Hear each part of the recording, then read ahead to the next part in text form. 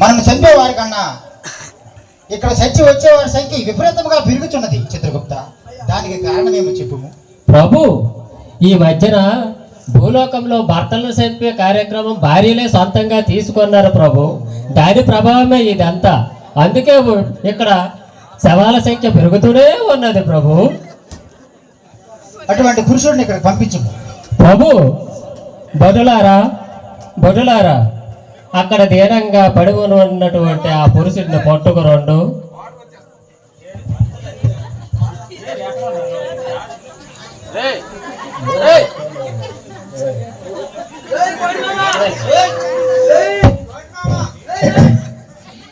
ప్రభు, అదిగో ఆ పురుషుడిని ప్రవేశపెట్టి.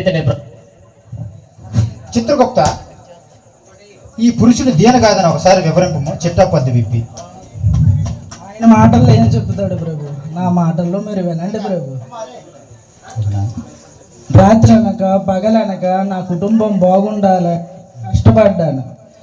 నా అనుభవించవలసిన టైంలో అనుభవించక విదేశాలు వెళ్ళి డబ్బు సంపాదించి ఇంటికి తెస్తే ఆఖరికి నా భార్య నన్ను విషం పెట్టి ప్రభు. అవునా మానవ, ఇంత బాధ్యతగా నీ కుటుంబాన్ని చూసుకున్నప్పుడు అది ఎలారా చంపినది నిన్ను? ప్రభు, విచిత్రముగా ఉన్నది చిత్రగుప్త. ప్రభు, ఆ విషయం నేను చెప్పేది ప్రభు. ప్రభు, వాడి భార్య సరుసుడిని నమ్మి పురుషుడిని పొయ్యిలో పెట్టింది ప్రభు. చిత్రగుప్త, ఏది అర్థమైనట్టు చెప్పవే. ఎందులో అర్థం కాకపోవడానికి ఏమన్నది ప్రభు? ఏదో నా నోటితో చెప్పించాలని ఏదో కుతూహల పడుతున్నట్లున్నారు ప్రభు. వాడు అవసరాలు తీర్చడం కోసము విదేశాలకు వెళ్ళాడు. వాడి భార్య దాని అవసరాలు తీసుకోవడం కోసము పురుషుడు వద్దకు వెళ్ళినది. అంతటితో ఆగినదా? వాళ్ళిద్దరూ కూడి వీడిని చంపితని వీడు చచ్చి ఎక్కడికి వచ్చితని. చిత్రగుప్త ప్రభు, ఆమెను పంపించము. ప్రభు, అక్కడ ఎవరో వనిత దీనముగా చచ్చి పడి ఉన్నది ప్రభు. ఆమెను కూడా తీసుకురవద్దు. భటులారా, మీరు వెంటనే పోయి ఆ వనితను తీసుకురండి.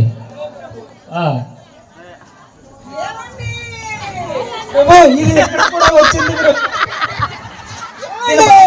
కాపాడండి ప్రభు.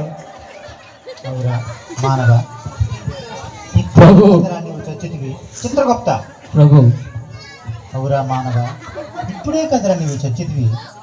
ఇంతలో ఇది ఎలా చచ్చి ఇక్కడికి వచ్చినదిరా? ప్రభు, ఆవేశం నేను చెప్పేది ప్రభు. చెప్పు. ఇది సరుసుడిని నమ్మి పురుషుడిని పొయ్యిలో పెట్టినది. ఆ పురుషుడు దీన్ని పొయ్యిలో పెట్టాడు ప్రభు. అదేంటి చిత్రగుప్త, అర్థమైనట్టు చెప్పుము. ఇందులో అర్థం కావడానికి ఏమన్నది ప్రభు? ఇది తాళి కట్టిన భర్తను చంపింది, పరాయి పురుషుడు అంటే వేర్లేనిది. వాడు మోజు తీర్చుకొని దీన్ని చంపాడు ప్రభు. సచ్చి ఎక్కడికి వచ్చినది.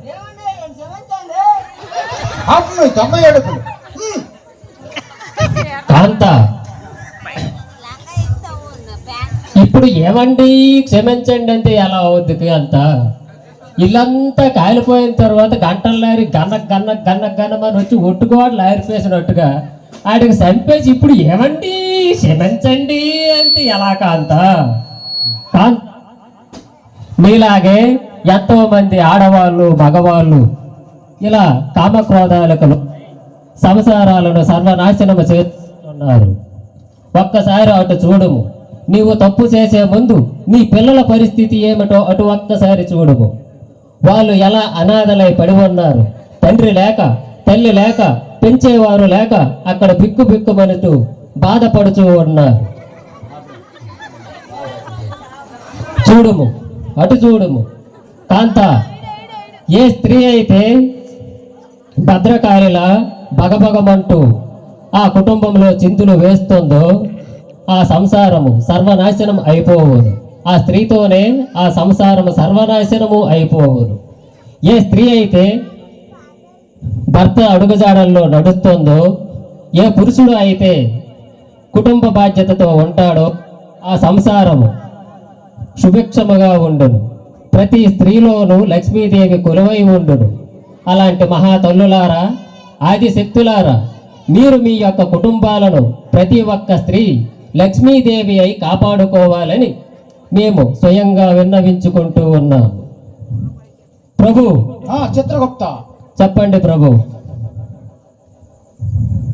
ఈయన ఈ మానవుడు ప్రభు, వీళ్ళకి ఏ శిక్ష విధించవలేనో మీరు సెలవియ్యండి. చెప్పేదను. ఈ మానవుడు తన కుటుంబం కోసం అహర్నిశలు కష్టపడి రాత్రి అనక పగలనక తన శరీరాన్ని ధారాదత్తం చేసి కష్టపడ్డాడు, పిల్లలను పోషించాడు. కాబట్టి ఈయనకు మనం స్వర్గలాకము తీసుకువెళ్ళదము. అవును ప్రభు, బహు చక్కగా సెలవిచ్చేదరి. ఈ తీతక్కలాడి వగలమారి వయ్యారి ఇది సంసారాన్ని సర్వనాశనం చేసింది. కాబట్టి దీన్ని తీసుకువెళ్ళి ఆ తేళ్లు ఆ మొసళ్ళ మధ్య తీసుకువెళ్ళి పడేయండి. ఈ శిక్షను తక్షణమే అమలు చేయండి చిత్రగుప్త. ప్రభు, అటులనే చేసేదము ప్రభు. దానికి కారాకెళ్ళి నవిలి నోట అవే కరకర కరకర కరకర నవిలి మింగేసి ఊసేసుడు. భటులారా, ఆవిడను తక్షణమే తీసుకుపోయి మొసళ్ళకు వేసేయము. ఈయనకి స్వర్గలోక ప్రాప్తి సృష్టించుము. ఈడ్చుకొని పోండు. పంపేస్తాం, గేట్లు తెరిచి ఉంచుతాం నీ కోసము. ప్రభు, ఏమిటి ప్రభు ఈ బాధలు మనకి? చిత్రగుప్త, నా తల ప్రద్దలవుతున్నది ప్రభు. నేను కూడా అలాగే అనుకుంటున్నాను ప్రభు. ఎప్పటికీ ఈ మాట అంటారా అని ఆలోచిస్తూ ఉన్నాను ప్రభు. పదము కొంచెం విరామం తీసుకున్న తర్వాత ఆహా, ఈ శిరోభారం నేను భరించలేకపోతున్నాను. ఏదో టోపీ ఎట్టు కాస్త కవర్ చేస్తున్నాను కానీ అంతా పోయింది ప్రభు. ఈ రాసి ప్రభు, కాస్త రెస్ట్ తీసుకుందాం పద ప్రభు. మళ్ళీ పార్ట్ 3